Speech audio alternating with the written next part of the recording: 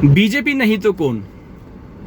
दोस्तों, क्या हमारे देश में एकमात्र पार्टी, जो एकमात्र विकल्प राजनीति में, क्या बीजेपी का रह गया है?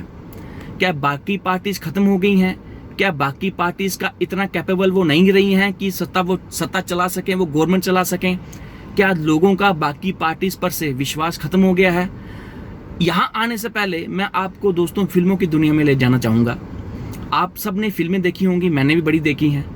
आपने एक चीज़ का नोटिस किया है, जब हीरो नाच रहा होता है उसके साथ बड़े ज़्यादा साइड हीरोज नाच रहे होते हैं, लेकिन हम सबका ध्यान हीरो पे जाता है, साइड हीरोज पे नहीं जाता।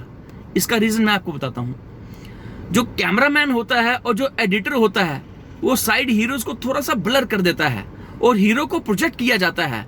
हालांकि अगर आप ध्यान से देखोगे तो साइड हीरोज बड़े अच्छे नाच रहे होते हैं, वो ज्यादा कैपेबल होते हैं, लेकिन हीरो को प्रोजेक्ट किया जाता है। हमें भी लगता है जो है हीरो है, सब कुछ हीरो है। दोस्तों, यही हो रहा है बीजेपी के साथ भी। बड़ा ज्यादा पैसा एडवर्टाइजमेंट्स पे खर्च किया जा रहा है। सुबह से दोपहर, दोपहर से शाम, शाम से रात।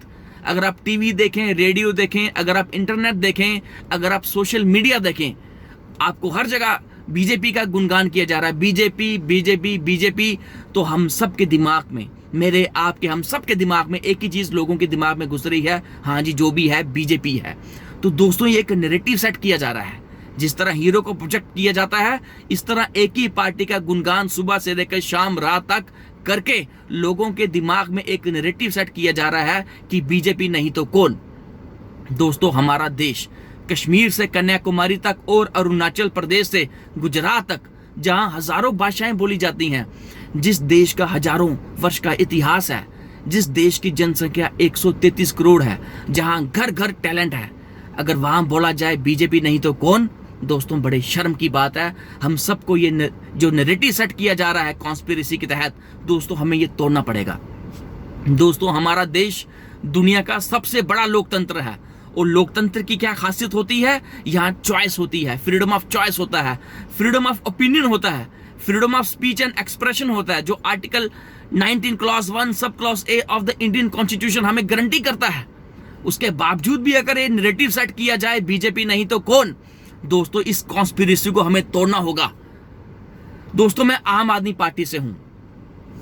ये देश संविधान से चलता है। हमारे फॉरफादर्स ने 2 साल 11 महीने 18 दिन का वक्त लिया और बड़े ज्यादा देशों के कॉन्स्टिट्यूशन से अच्छी अच्छी चीजें उठाई और हमारा ये संविधान बनाया, जहां जो लाइन में खड़ा आखिरी व्यक्ति भी है उसको भी हर एक चीज इस कॉन्स्टिट्यूशन ने दी है।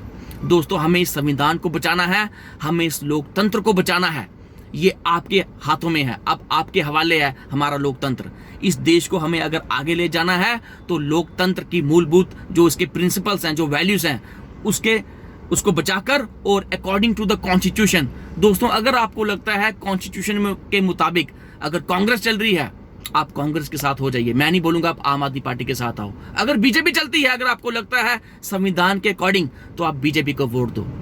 कोई भी पार्टी अगर चलती है आप उसको वोट दो, लेकिन बशर्ते वो इस संविधान, इस देश के संविधान के मुताबिक काम करे। क्योंकि अगर वही पार्टी सही काम करेगी, हमारे देश को आगे बुलंदियों तक और प्रगति की, डेवलपमेंट की राह पर वही पार्टी ले जा सकती है और वही पार्टी ले जाएगी अगर वो संविधान के अकॉर्डिंग बात कर रही है। अगर कोई भी पार्टी हो, अगर वो बोल रही है मैं नहीं तो कौन, तो दोस्तों आप ये समझ लीजिए वो कॉन्स्पिरेसी है, वो आपको मूर्ख बना रही है। मीडिया के जरिए मेरी आप सबसे रिक्वेस्ट है, आप इस कॉन्स्पिरेसी में ना आए। थोड़े दिन पहले आपने देखा होगा एक बीजेपी के एमएलए हैं, उन्होंने एक किसी पत्रकार को वो इंटरव्यू दे रहे थे, उन्होंने बोला चॉइस ही यही है, बीजेपी नहीं तो कौन। क्योंकि उनको पता है मीडिया, जो गोदी मीडिया है, ये कॉन्स्पिरेसी को, इस नैरेटिव को सेट करने में बड़े हद तक कामयाब रहा है। दोस्तों, आपने इस नैरेटिव को तोड़ना है और हमारे मुल्क को कॉन्स्टिट्यूशन के मुताबिक, डेमोक्रेटिक वैल्यूज के अकॉर्डिंगली हमें चलाना है। आपका बहुत बहुत शुक्रिया। जय हिंद।